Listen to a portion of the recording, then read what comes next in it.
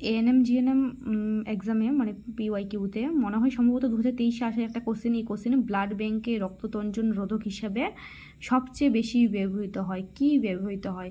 তো এই কোশ্চেনটা কোথা থেকে দিয়েছে আমি তোমাদের দেখাচ্ছি। এই যে একদম বই থেকে, বইয়ের পেজ থেকে একটু ছকে মানে সাইডে লিখে রাখা জায়গা থেকে একদম তুলে দিয়েছে ক্লাস 9-এর, যে ব্লাড ব্যাংকে সোডিয়াম সাইট্রেট নামক তঞ্চন রোধক পদার্থ ব্যবহৃত হয়। বুঝতে পারছো তো এবার তাহলে কোশ্চেনটা কোথা থেকে করছে।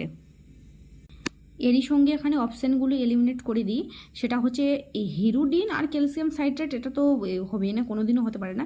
আমাদের কনফিউশন থাকবে হেপারিন আর সোডিয়াম সাইট্রেটের মধ্যে। তো আনসার তো হয়ে যাচ্ছে সোডিয়াম সাইট্রেট। এখন হেপারিন, হেপারিন কি করছে? হেপারিনের কাজটাও আমি তোমাদের বলে দিচ্ছি। এই যে রক্তে হেপারিন নামক তঞ্চন রোধক পদার্থ থাকায় রক্তবাহে রক্ত জমাট বাঁধে না। তাহলে রক্ত জমাট বাঁধতে বাধা দিচ্ছে কে? হেপারিন। তাহলে হেপারিনের কাজটা হচ্ছে ওটা। আর সোডিয়াম সাইট্রেট